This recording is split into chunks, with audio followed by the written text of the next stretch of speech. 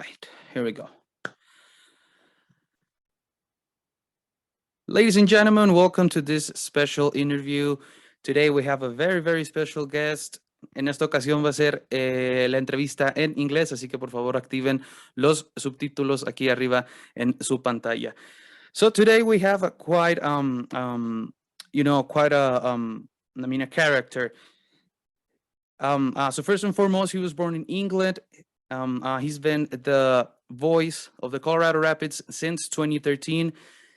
And he's also covered 2 FIFA World Cups, 5 Africa Cup of Nations, European Championships. And he has also worked in newspaper, online, radio, and television. And he had the chance to speak tennis with none other than Rafael Nadal, and soccer with none other, again, than Sir Elton John. Today we have here in Fuera del Aire, Mr. Richard Fleming. Richard, how are you today? I'm very good. Yeah, you make that list. It's going back to my newspaper days. It makes me feel very, very old. So yeah, it's been a while since I worked in newspapers. Awesome. I'm definitely glad to have you. You know, I've seen you there in the press box from the Colorado Rapids. You know, we had a chance, to just say hi to each other, but we haven't had the chance to talk like we are going to today. No, absolutely. Yeah, no, it's always a bit of a rush on game day. I head out from the studio, from the booth, head downstairs, come back in, grab some food, make sure not to spill any on my white shirt, and then head in to do the game. And then by the time we finished, I think all you guys are in the press conference. So our paths very rarely cross. So yeah, it's great to catch up. Yeah, definitely. I mean, I don't usually stay for the press conferences just because I do like a little, post game show, kind of like you guys do. But anyways, it's definitely a long day, But all right, let's start off with the interview, Mr. Richard, if you don't mind. First and foremost, what is your passion in life? This is going to sound very cliche. It's my family. I mean, as a young man, and you mentioned newspapers. I was very driven. I was very ambitious, and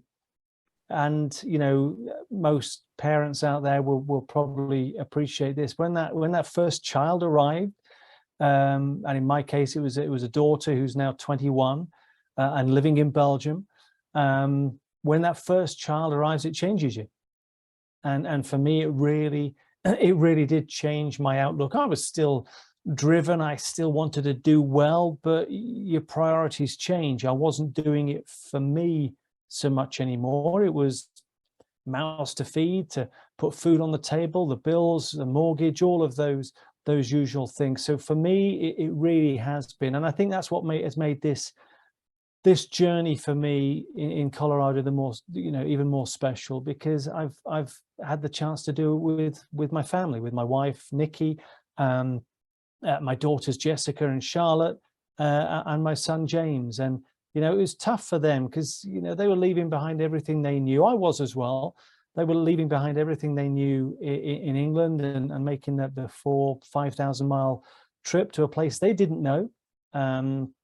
They didn't know anybody. They were strangers in a strange land, but they were following my passion. They were following my dream. They were following my career, and I couldn't. And it's it's easy to say. I genuinely couldn't have done it without their support. And so really, that is my passion. My passion is my family. I'm so proud of them as individuals. Yeah, I mean, that's what drives me on every day, just to spend time with those guys. That's great to hear, Mr. Richard. What made you get attached to this career? There's definitely the people that work on this. I mean, certainly because of the money, certainly because they love soccer or football. But what actually made you get attached to this career? I played soccer growing up. You can call it football if you want. Yeah, football. I played football growing up. I played to a decent standard, and everybody says, "Well, I could have made it." There were a number of guys around me that did go on and become professional. I don't think I ever had the, whether it was skill or mental strength. I just, for me, it was just a game I loved playing. I didn't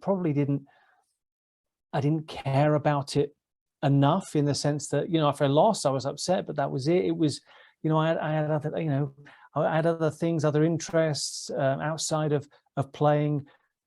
But I love writing, and I love storytelling, and I was just curious. And I think that's probably what took me down the path of being a journalist. And so, I stepped into a full-time job at 18. I left the equivalent of high school.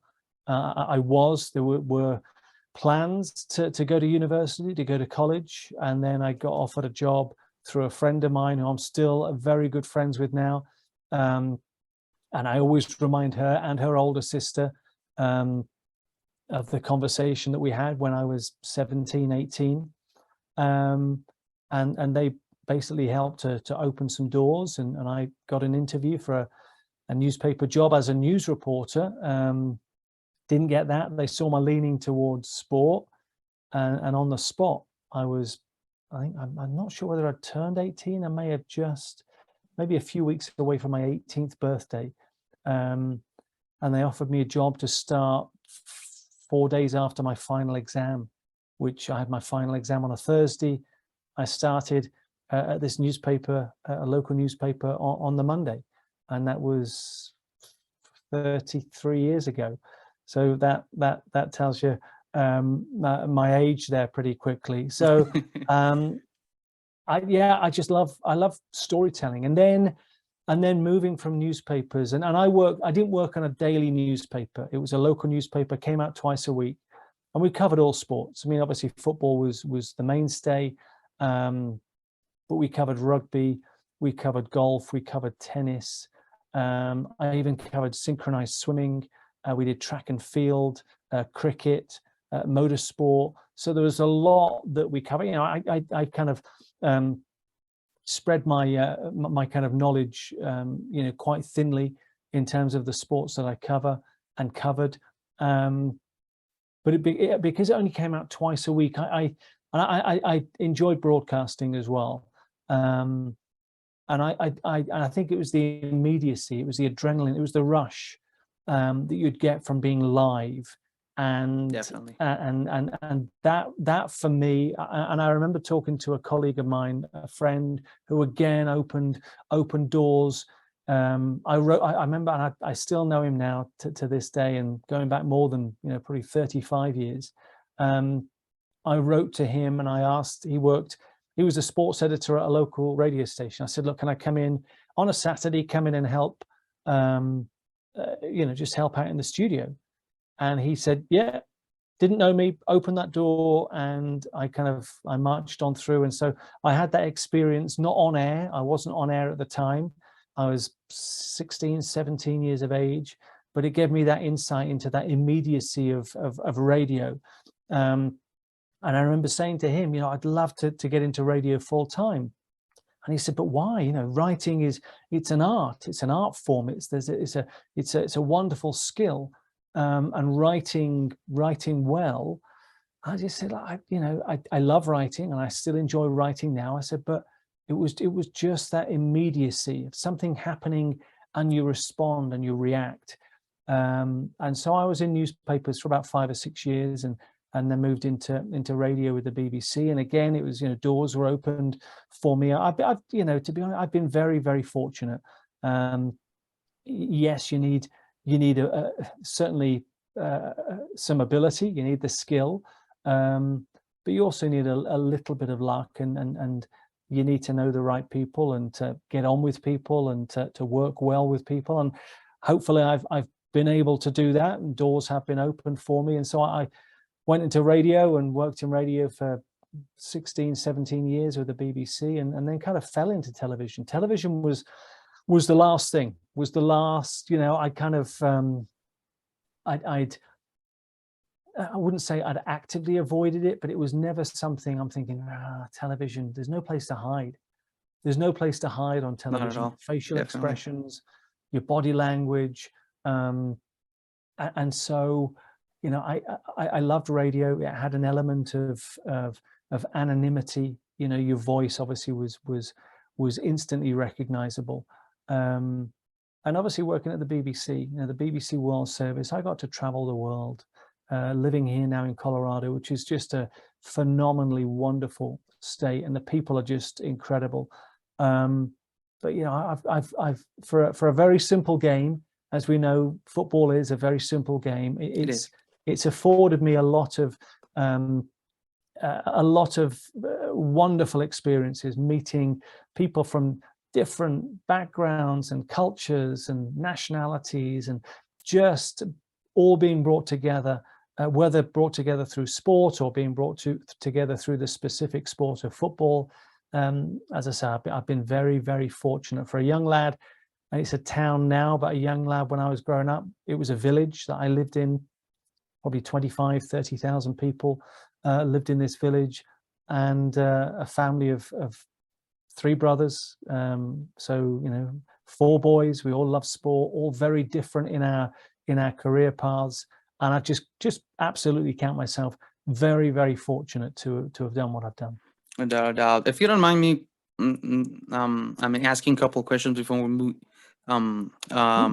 before we actually move on to the next one.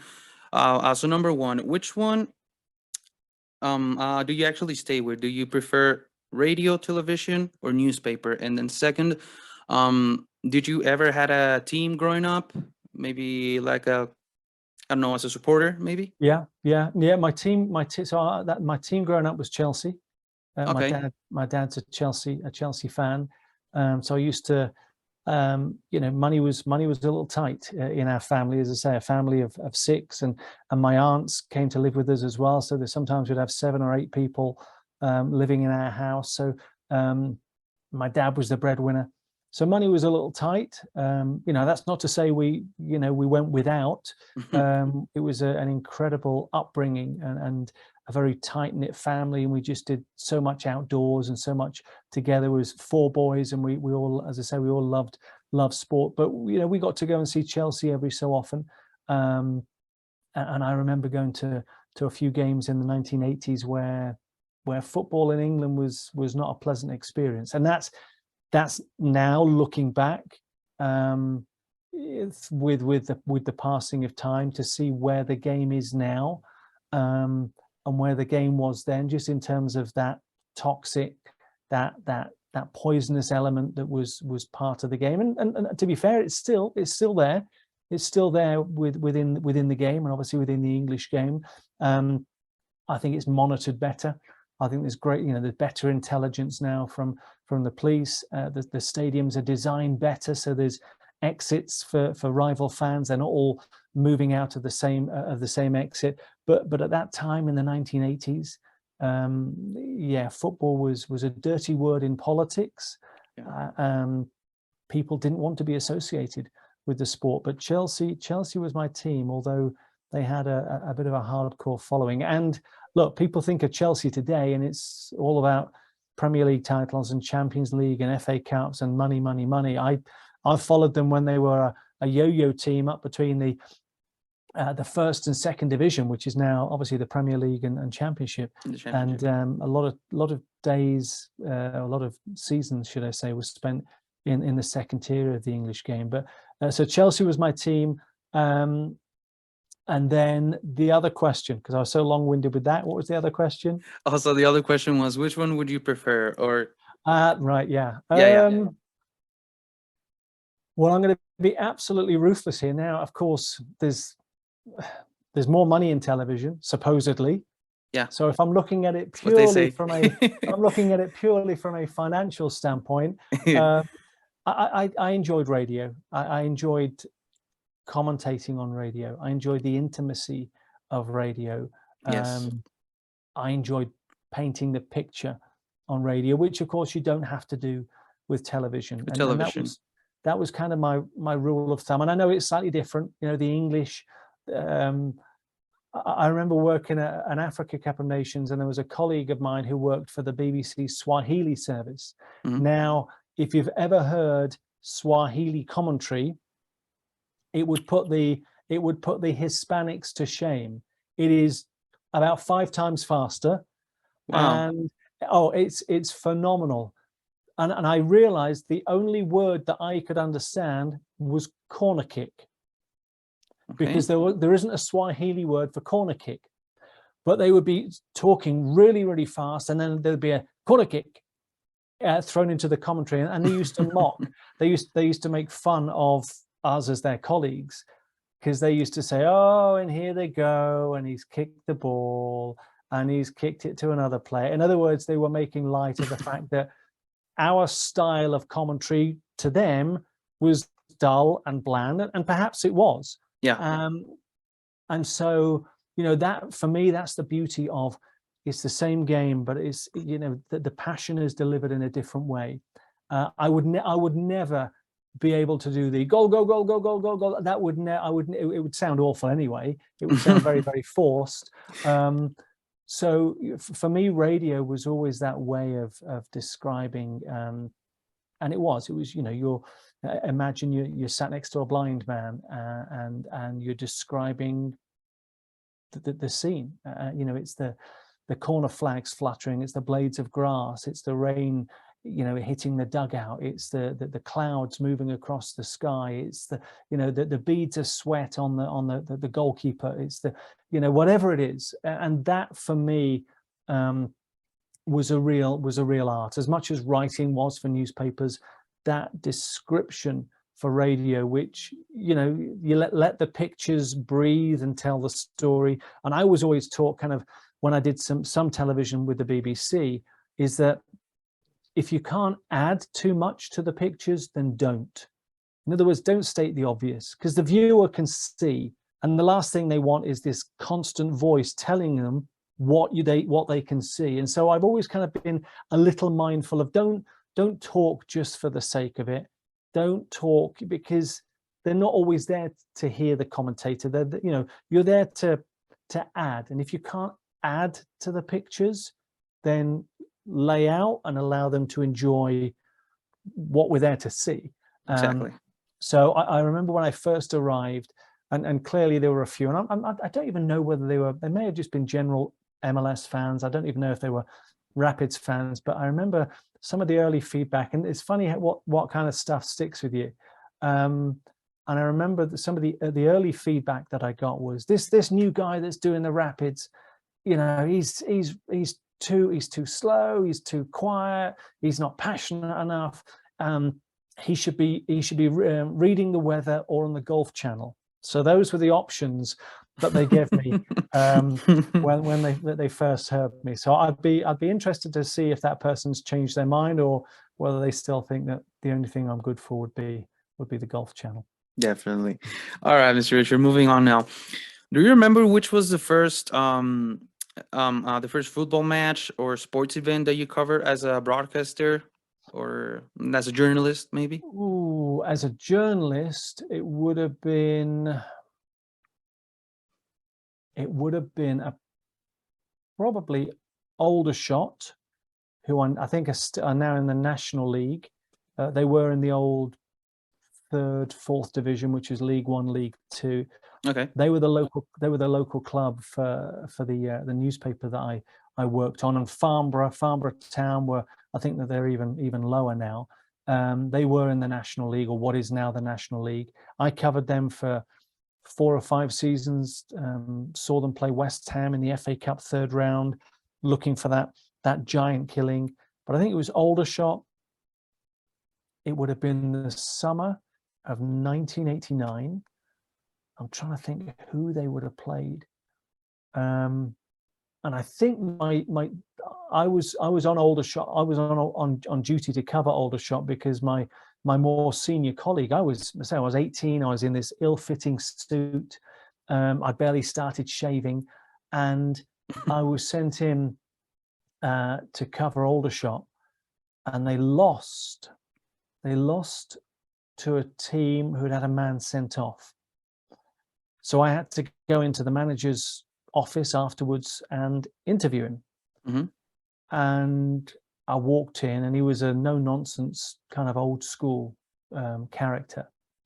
And I thought, I'm going to give him a soft question here.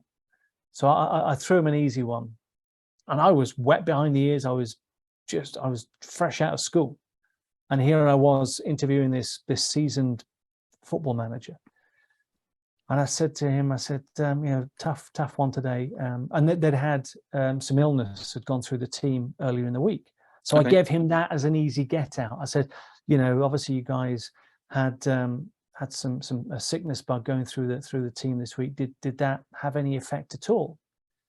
And I won't repeat what he said, because it's you've probably got a family audience, but it was not even printable but for him, that was just his vocabulary. That was the world I was now in, the F-bombs and the language, and it would make paint peel. Mm-hmm. But that was just who they were. That's how they operated. One of the other incredible experiences I had as a young reporter, and I would have been maybe in the following season, I was maybe 18, 19.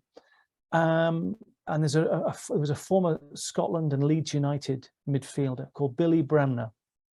So go and Google Billy Bremner.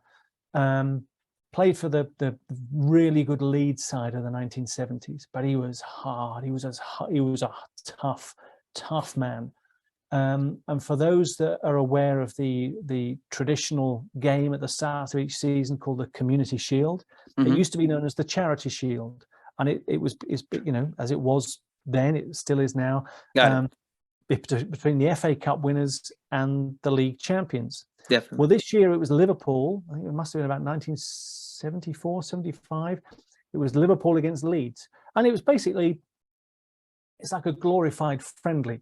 No points at stake. Obviously, the winner gets a trophy at the end of it, but it was supposed to be played in a nice manner. Kevin Keegan for Liverpool, famous player for Liverpool, and Billy Bremner both got sent off for fighting, and they were still fighting as they left the field. Well, Billy Bremner was the manager of a team called Doncaster Rovers, and I was assigned as the local guy in the area to do match updates for their local radio station. So that's what kind of got me into a bit of broadcasting. Any visiting team that came into the area, I would be assigned just on the telephone to do some updates, 2 or 3 updates during the first half, 2 or 3 updates in the second half, a summary at halftime, summary at full time, and then I would normally have to go and get a player or the manager and bring them back to the phone to do an interview. Well, on this occasion, Doncaster had lost at Aldershot, and I think it was a reversal of the earlier story. Aldershot had had a man sent off, and Doncaster lost. So I spoke to the producer back at the radio station, and they said, "Oh, could you go and get Billy Bremner?" And I was aware of Billy Bremner's reputation. I said, Are you sure?" He said, "Oh, yeah, he's great. He's wonderful. He's brilliant." Well, I had to walk all the way around the stadium. So the press box was the opposite side of the ground to the locker rooms. So I walked all the way around, and then went into the entrance. The home locker room was about 10 yards that way, and the visitors' locker room was down a corridor past the referee's room and at the end of this corridor. So as I'm walking down this corridor, I could hear shouting even as I'm walking towards the door. So I walked up, and went to knock on the door, and I could hear this just I couldn't make out what was being said, but I could hear it was heated on the other side of the door.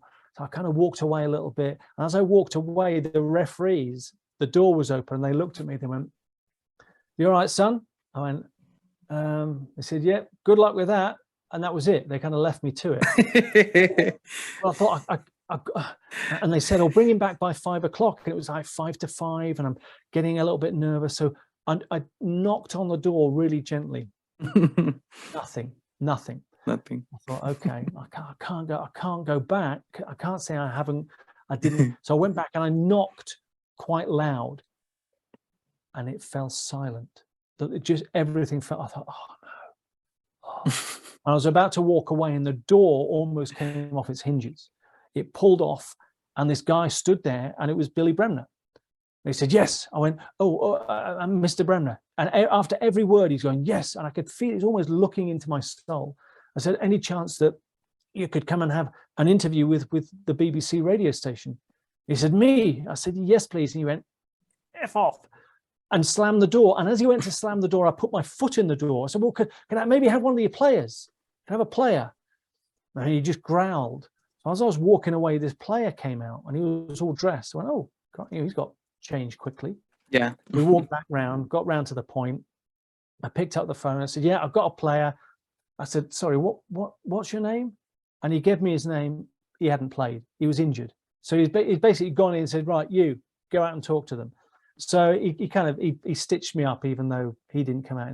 So that was my early stage. My early experience was a fantastic grounding, because I had to deal with guys whose jobs were on the line, relegation. They weren't getting much money, and I was an 18, 19-year-old.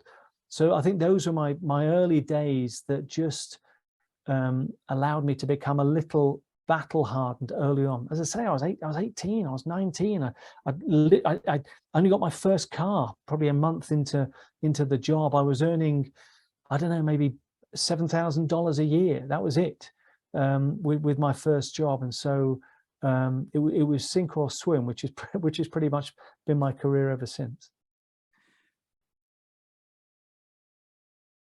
All right, and now it's on.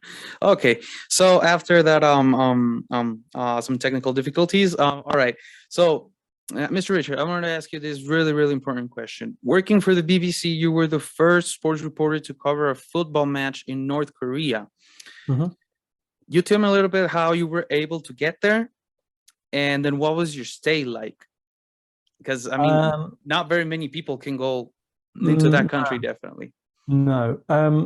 There was a program that actually is coming to an end next March on the BBC World Service called World Football. World Football I was lucky enough to work on for a number of years, and it was 2004, and I'd been in Portugal. I'd done the Africa Cup of Nations earlier that year in Tunisia. I'd been covering a lot of sport and trying to come up with an angle or stories that I could tell that was away from kind of the mainstream. And one of those, growing up, my dad always used to talk about the World Cup in 1966, which was obviously hosted by England. England won it in 1966, and we've not stopped talking about it. Yeah. And North Korea qualified for that World Cup, and they actually became kind of a bit of a cult kind of figures within that tournament. They knocked out Italy. Italy returned home to protest and having rotten fruit thrown at them on their arrival at the airport. And so this team, this group of men, became almost kind of mystical, and that got me thinking. I think, with the internet and the World Wide Web, and let's remember this was 2004, so it was still in relative infancy. I thought, if you wanted to, you could go onto the internet and you could pretty much find out about any player or any club or any team in the world apart from North Korea. Wow. So I wanted to tell their story. I wanted to see what football was like in North Korea. So I went to the producer, a guy called Robert Hillier, and I said to Rob, he said, and I used to come up with ideas all the time. And I'd be sent around Europe and I'd go further afield. And I said, I've got a good one for you. He said, where are you thinking? I said, North Korea. He said, you're crazy. Nobody gets into North Korea. There's no way. There's no way that you're getting into North Korea. So particularly as a journalist, you're not getting into North Korea. I said, well, just try, just put out some feelers and see what you can do. So that was probably the September, maybe August, September of 2004. Probably early December, I got a call from him to say, you're going to Malaysia. I said, why am I going to Malaysia? He said, you're going to meet the North Korean delegation. They want to meet you with the possibility of them allowing, he said, don't get excited, but they want that first meeting. Wow. So I went over there and I covered some other stuff. I think they were involved in the Tiger Cup, which is a regional football tournament. So I saw East Timor against Malaysia. Again, I've just seen some kind of random teams down the years. And then I met the North Korean, couple of guys from North Korea at the headquarters of the Malaysian FA. So I met them. That was December. For those that will recall, it was about 10 days later that area got hit by that massive tsunami, and the area was devastated. So I came back, kind of thought, well, I've done what I've done. There's no more I can do, and just moved on with other stuff. And then it was probably late January, I think it was, that I got another call to say, you're going. So I went, I flew from London to Frankfurt in Germany, from Frankfurt in Germany to Beijing.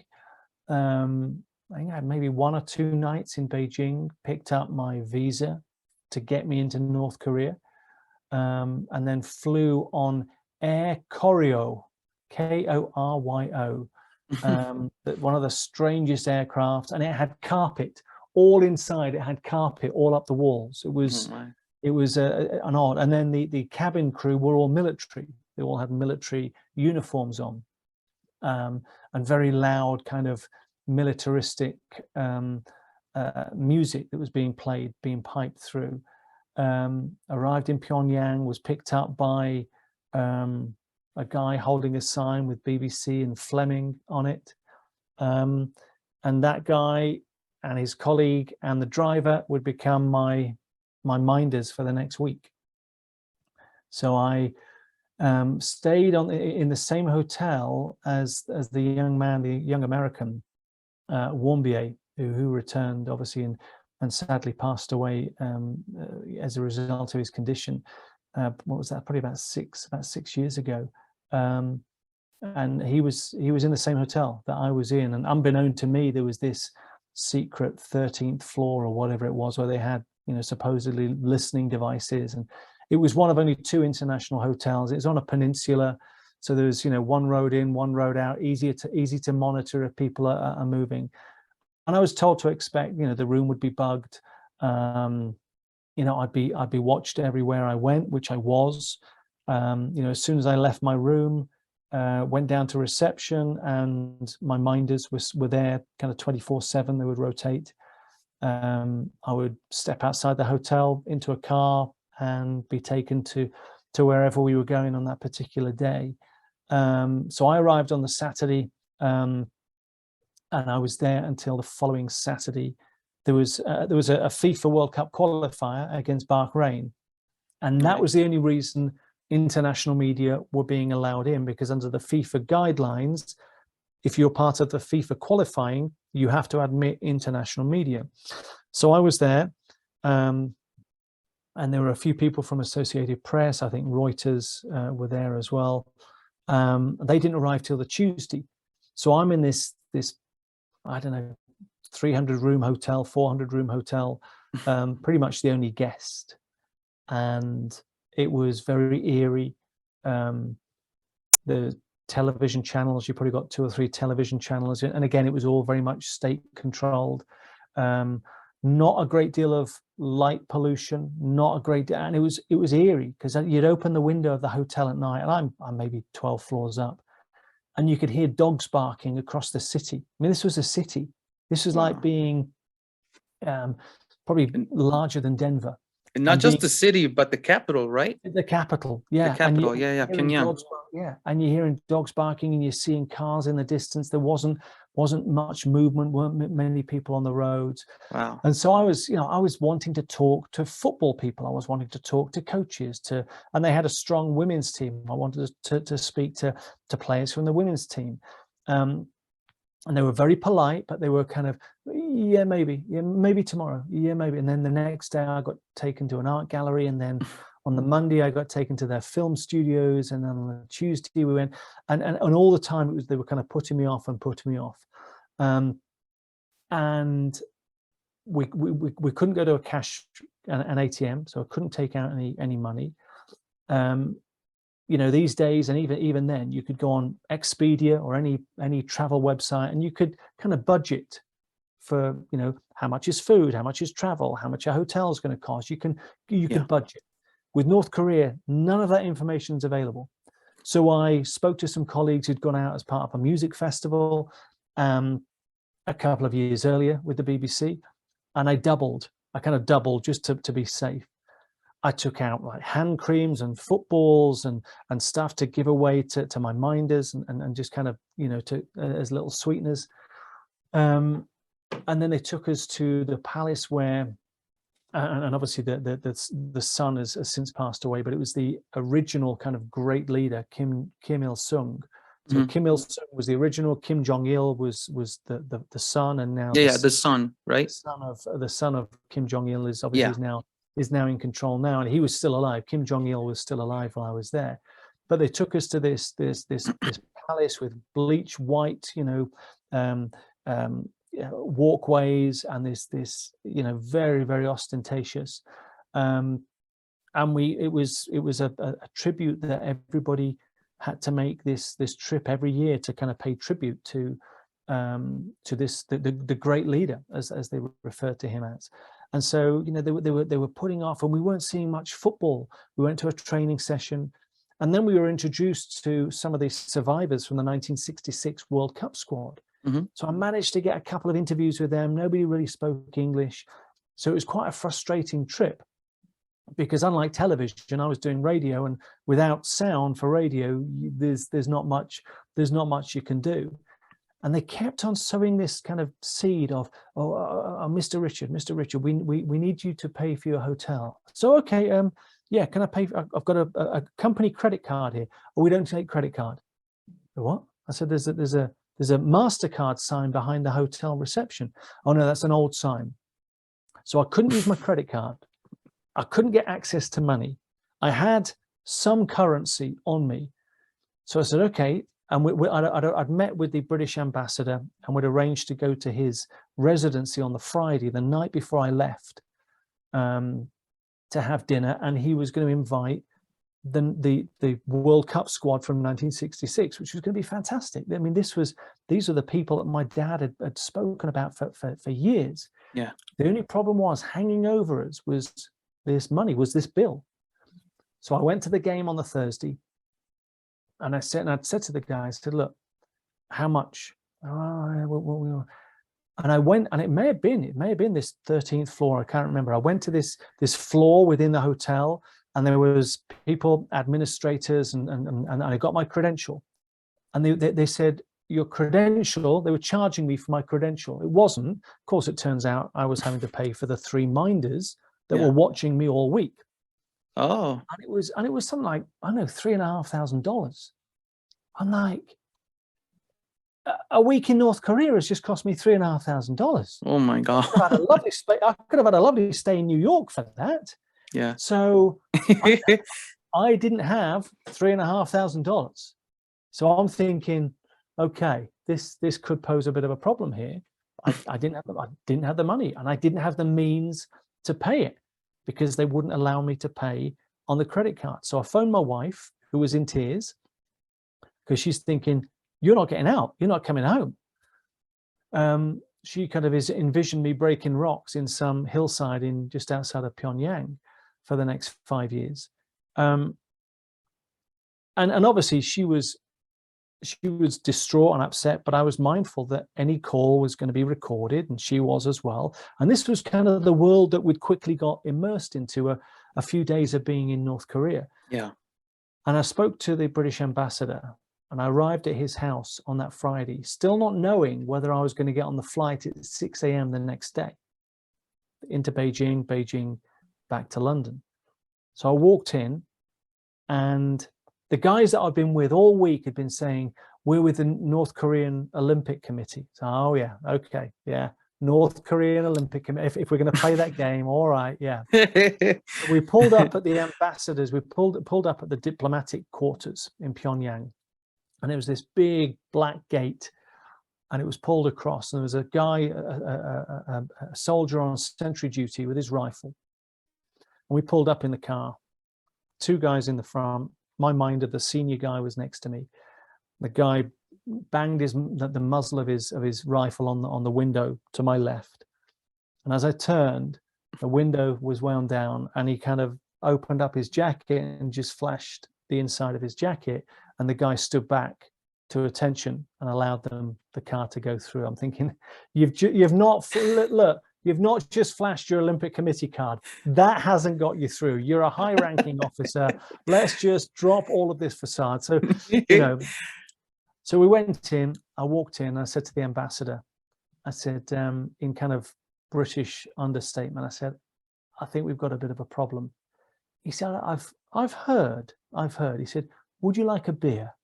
I'm like, what? I said, no. I said, we've got a problem that may not allow me to. And before I finished my sentence, his assistant came through from the back of his quarters, and she said, Mr. Fleming. I said, yes. She went, there's a telephone call for you. I went, oh, okay. So I walked through, and I could see from kind of her body language, she was just like, come and take the call.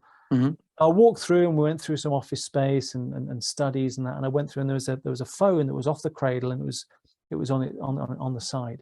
And she said, you can take the call here. So I picked up the phone. I said, hello. And it was like down a wind tunnel. It wasn't a great line. And we were on first name terms now. Richard? I said, yeah. And I'll never remember the guy's name. Some guy from the Foreign Office in London. He said, this is such and such from the Foreign Office in London. We're aware of your situation. I'm like, what? It was like a espionage. It was like some scene. I was having to work in these very mysterious circles. This echoey voice down a line from London on a closed line. And he said, it's a secure line. We're good to talk. I'm like, what? I just come here to cover football. That's all I'm doing. So we went back out, and the ambassador, it turns out the ambassador was going to go to his personal safe, which is against all British diplomatic protocols. I've got a friend in the diplomatic corps, and I spoke to him afterwards. He went, we never do that. We never do that. We'll march a British citizen to an ATM, and we'll get money out. He said, but it was a unique situation. I couldn't go to an ATM. And again, it was all kind of wheels within wheels that became evident. If you go to an ATM, you can get local currency. If you've got local currency, you can go to the restaurants and bars that the locals dine at. With hard currency, like dollars or sterling or euros, you can only dine at the restaurants of the elite. Uh-huh. And so of course you wouldn't be able to disappear into the the community. So there was those subtle controls that afterwards became, you kind of understood why. That's why I can't go to an ATM. No, they were available. They just weren't available to a foreigner, certainly weren't available to a Westerner, and certainly weren't available to a Western journalist. Yeah. So I got the money, gave me the money, got to the airport. And this was the final kick in the teeth. I got to the airport at 6 a.m. for my 6 a.m. flight. Yeah. And the guy at security was lambasting me in Korean. And I didn't understand what he was saying until my minder, who'd become, ironically, had become very protective of me. Mm-hmm. He stepped in and got quite aggressive. And I turned to him, I said, what was the problem? He said, your visa's a day. He said, you've overstayed by a day. I'd have gone yesterday. I'd have quite happily gone home yesterday. They were accusing me of staying a day longer than I should have done. I'm like, yeah, like, what would you want to stay a day longer? So that was kind of the irony. I'm like, yeah, I'd have gone. I didn't want to stay any longer. Exactly. And my minders, they gave me a big hug. One of them was in tears. It was bizarre. They said, goodbye. That was 2005. Come back soon. Of course, I've never been back. Never again. Professionally, it was probably the most frustrating because nobody would talk. And so I was limited in terms of the material I was able to get. Yeah. From an experience where I've dined out on those stories for 17 years, it was remarkable. This was a country who lived a parallel history to the rest of the world. It was bizarre. Even there's an Arch of Triumph, which is it looks like a replica of the Arc de Triomphe in Paris. Mm-hmm. And we went out on a media trip on the Tuesday or the Wednesday, and one of the journalists said, what's the significance? And there's 2 years, there's two, like 1926 to 1946 on the pillars coming down. They said, what's the significance of those years? And they said with a straight face, those are the years that we were under the imperialist Japanese. And in 1946, we were saved by Kim Il-sung. And it was this idea that Kim Il-sung and this band of guerrillas came in and defeated the Japanese, going against history of Hiroshima and the atomic bomb and the signing of the just illogical things that they almost as if this group of like the A-team had come in and defeated the Japanese, when actually the history that we're aware of is that they were bombed into submission by the atomic bomb. And so from that point on, their history tells them a different tale, and it's almost like running in parallel. It was just strange. And I tell you the other thing, I was only there a week, but I had no access to the outside world. I didn't have a cell phone. I didn't have a laptop. I had limited access to television. It was amazing how, even in that short space of time, the world events that had gone on that I was not aware of. Can you imagine living under those conditions 24/7, 365 days of the year? You know nothing. Not a chance. Isolated from the rest of the world. So not a chance. It's an amazing experience. One I wouldn't rush to repeat.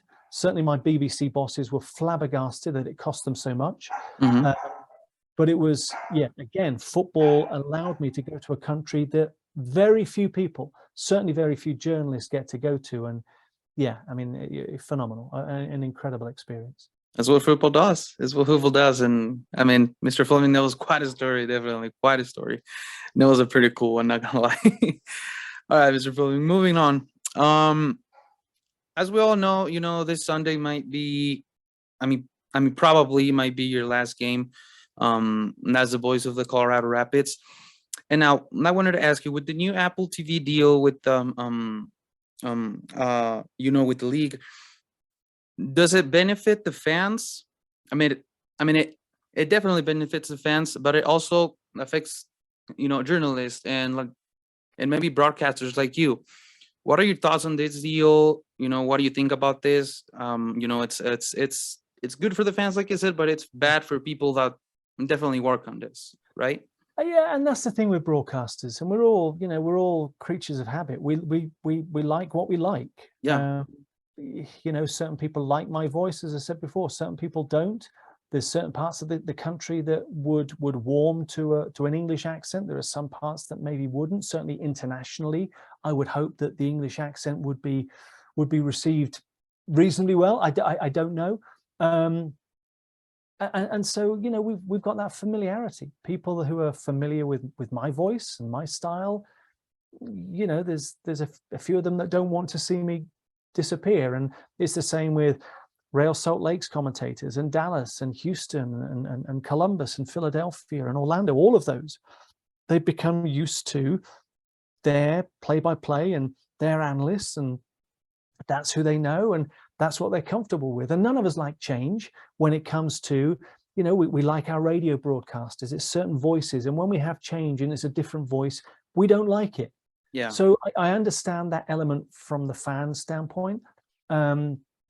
And let's be honest, if you're immersed, as I have been with the Rapids, or, Brian, a good friend of mine, Brian Dunseth with Real Salt Lake, or Kobe Jones, or Casey, or, Jake in Portland, all of these guys who are immersed, as much as they absolutely, they learn about the opposition as well, and they do their homework, and they do their studying, and they watch video like I do. We're in market, we're out at training, we're mingling with the players, we've got a closer connection. So there's an element that will be lost that I know teams have the ability to try and maintain through the radio broadcasts. Yeah. But look, this is going to be a bigger deal. There's greater investment. The opportunity, certainly the way that things have gone with Comcast here over the last 3 years, Rapids fans will have access to see their local team, which is good for the growth of the club. It's good for the growth of the league. It's good for the growth of the sport. That relevance of people being able to tune in and see their team once again without blackouts, without issues that we've had over the last 3 years. So from that side, I think it's fantastic. It is. And it will take a little bit. There'll be an adjustment period, but I think the long-term benefits far outweigh some of that maybe short-term pain that we're all going to have to go through. Definitely. Yeah. And I mean, it's a great deal, for the MLS, because it's not only not going to be now blackout just for the home teams, but it will just be available, all over the world. Yeah. And that's great. And that's great for the league, because there's a lot of people that say, that MLS, it's still not the strongest league, and, this will definitely be a huge part of the success, that MLS is having, definitely. And this is going to benefit the fans, definitely. But I mean, absolutely. Yeah. All right, Mr. Fleming. So just to wrap it up, let's go with some quick answer questions. I'm going to ask you, and you're going to answer whatever comes to mind first, and then you're going to explain why. Okay? Okay. All right, let's start off. US or England? You had to go there. And it's the first one. And it's the first one. I may be eating my words, but I've got to go. I've got to go for England. I've got to. It's home. Any other team, and I would be leaning towards the US, but that game on Black Friday, I've got my throwback, my retro jersey from 1982, my England jersey. I'll be wearing that. Great. I suspect Marcelo and I will have a friendly wager on that one, where the other may have to forfeit of some point or some kind that we've not decided yet. But although England's lead up to the World Cup has not been exceptional, I've got to go with England. They always disappoint me, but it's my homeland, and I've got to stick with the boys. Yeah, they have a better team, definitely, than the last World Cup, and I think they have a bit more experience. So they do, but the problem is, they're up against Wales, and we all know those home nations. Wales will raise their game to play England. The US will raise their game to play England. So definitely, that's the problem when you're in England or France or Germany and Brazil, Argentina. Other teams, you've got a big target on your back. And that's not to say that England, they're going to be favorites. They're just an established nation. They're kind of, they swagger. We haven't won anything since 1966. So, I haven't got too much to boast about. But they'll go in with expectations, and there will be a target on the back. The underdogs will be the USA, Wales, and Iran when they come up against England. Yeah. So England, it's that mental side of the game that England have got to cope with, and sometimes that has tripped them up at major tournaments. That's right. All right, let's move on to the next one. Rapids from 2021 or 2016? Ooh. And why? That's a really good one. I'm going to go with 2021. And although the 2016 team got to the shootout and there was that drama and the theatre, and I think just as a whole, that 2021 was a culmination of some great momentum built under Robin Fraser. Coupled with that, they were a much more balanced home and away team. 9 wins at home, 8 wins away. Definitely. 4 points at home. What was it? 27. And a better team overall, I think. Better players, right? The balance was there as well. Some, exciting, attacking. The very thing that the club has been pushing for over the last few years. Obviously, the massive disappointment is the huge backward step this year. And you look at that trend. 2016, great year. Few players left. 2017 was a terrible year. 2021. Great year. Few players left. 2022 was not a great year. And I think Jason Maxwell, a friend of ours from C38, he's worked out that the Rapids actually picked up more points at home this year than they did last year. So that tells you that clearly their road form has been abysmal. One win in 16 has really been a big issue for them. And look, you can't get rid of the players that the Rapids have, not just in terms of the quality, but in terms of that stability within the squad. You're having to bring Jack Price and Brian Galvan. Would Galvan have been a difference maker? Who knows? He made 14 starts in 2021, so he wasn't a regular in that sense last season. Who's to say that he would have made a massive difference this year? But you can't lose Acosta, you can't lose Kay, Shinyashiki, Badji, Namli, Bassett, Trusty, Mosqueda. You can't lose the number of players in such a short space of time off the back of your best season ever and expect that chemistry and that dynamism that you had in 2021. So that's been the big disappointment, that the Rapids didn't kick on from what was a fantastic season. Definitely agree. Definitely agree. All right, next one. Better as a coach, Mastroeni or Fraser? Fraser, right off the bat. Yeah. Pablo was learning, and I think tactically he was sometimes found wanting. Switch things up in that playoff game against Seattle. And many people will look back on that. The way that they played, which was, defend at home, and then as teams tired, they hit them. They didn't. They went out more aggressive. They opened themselves up, and Seattle hit them with that Jordan Morris goal. So, he was a guy who was learning on the job. He'd never coached. He'd come straight out of playing, and he was given the job as the head coach of the Colorado Rapids. And I don't know many teams that would have done that. Ultimately he had a great year in 2016, but there were too many indifferent years. Fraser's come in, and it's not just been about building a squad, it's about building a culture as well. And the loss of players this year has clearly hurt what he would have liked to have done. But you can't ignore the work that he did the end of 2019 into 2020, 2021. And just the culture, as well as the style and the approach, and just they were a tougher side to break down. They were solid on the road. There was a confidence, there was a swagger. They were exciting to watch. So certainly Robin Fraser. And look, that comes with experience. He was a guy that had a go at Chivas. Not many coaches had success at Chivas USA. Not many, but he was an assistant coach, an experienced assistant coach, and he's taken this next opportunity and run with it. And let's not forget, he was, I think also Pablo was in.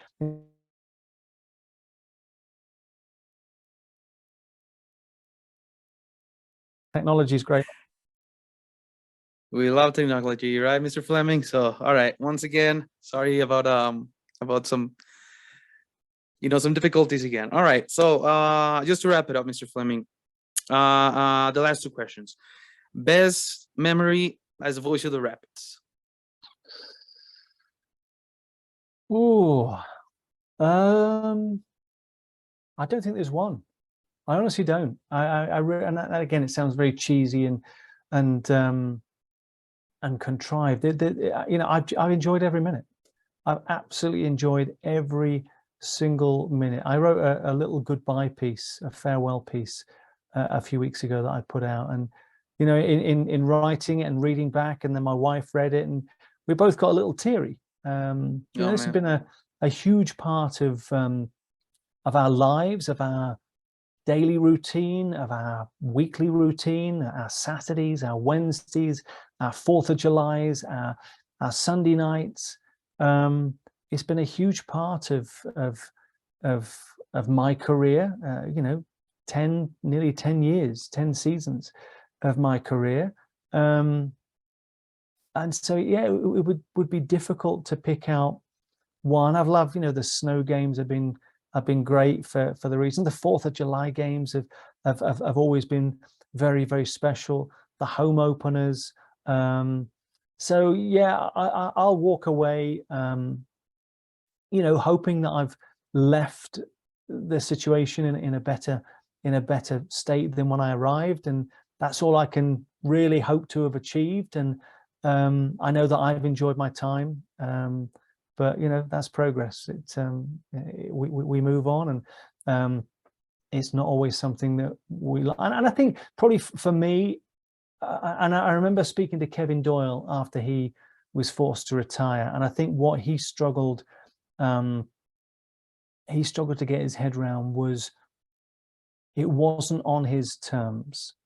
Mm-hmm. It was not at a time of his choosing. He didn't retire because he felt that it was, you know, he'd achieved all injury obviously forced him retire. And, you know, circumstances here have kind of forced my hand, and I'd love to have gone on for as long as my voice and my eyesight would have allowed me to. But, you know, circumstance has not allowed that to happen. So, you know, we kind of moved on. But you know, as I say, I've loved every single moment of covering this team and interacting with the fans and the staff and the players and the coaches.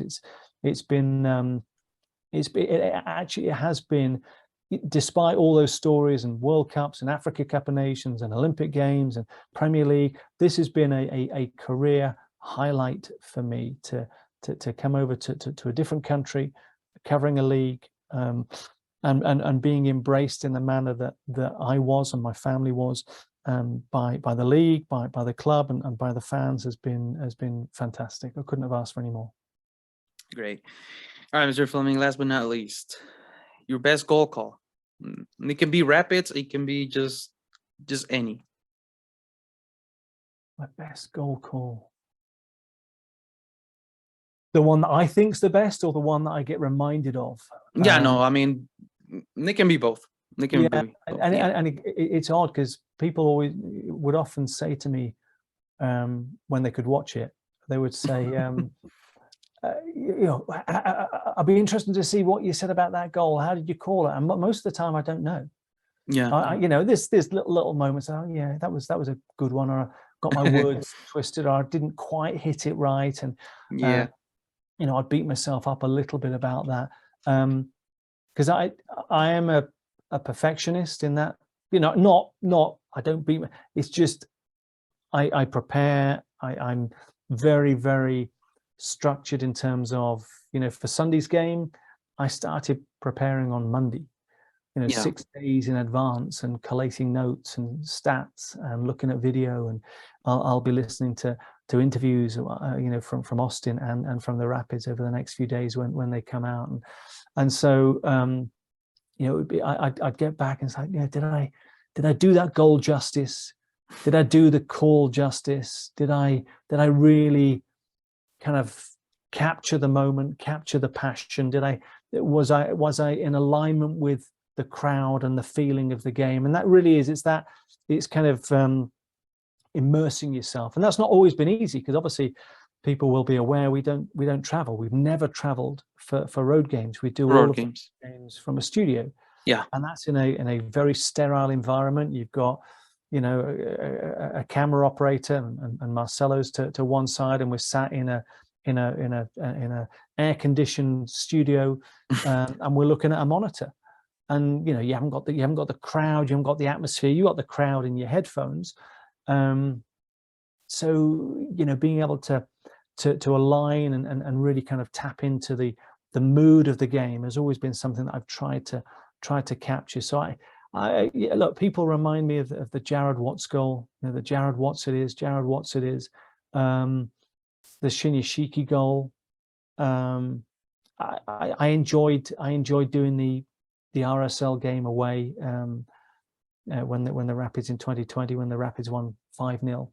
I think there were a couple there. I think, was it when Galvan scored? I said, you know, the Rapids are in dreamland, you know, pinch yourself, or something along those lines. So Yeah, there's been 2 or 3 that spring to mind. I mean, again, I don't know how many goals I would have called, hundreds of goals, and so there's 2 or 3 that stand out. But for me, it was, I've never been one to look back, and that's why for me it is about looking forward. It's about what comes next for me personally.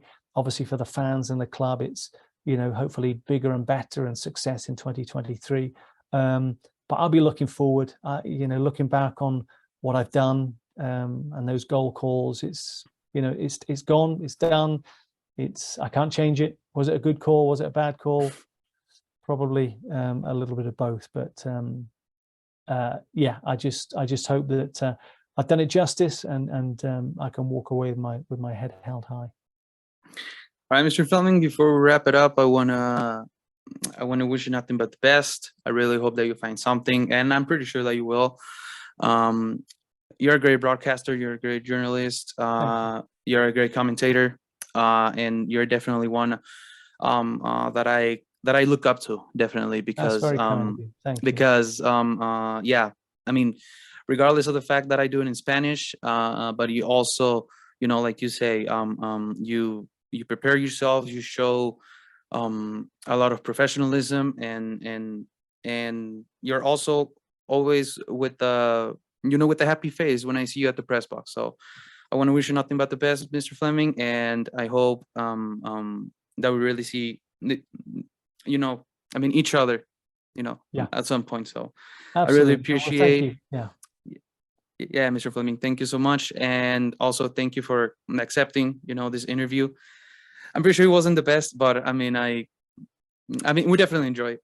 Yeah, no, it's just two guys chatting, and that's what it's all about. So thank you for giving up your time as well. All right, thank you, Mr. Fleming. Any social media that you have where people can follow you? Just Twitter at Fleming Sport, and I'm occasionally active. I kind of go in bursts, but so if something does happen over the next few weeks and I land somewhere, then people will get to know about it there. But Oh yeah, you will. We'll see. Thank you.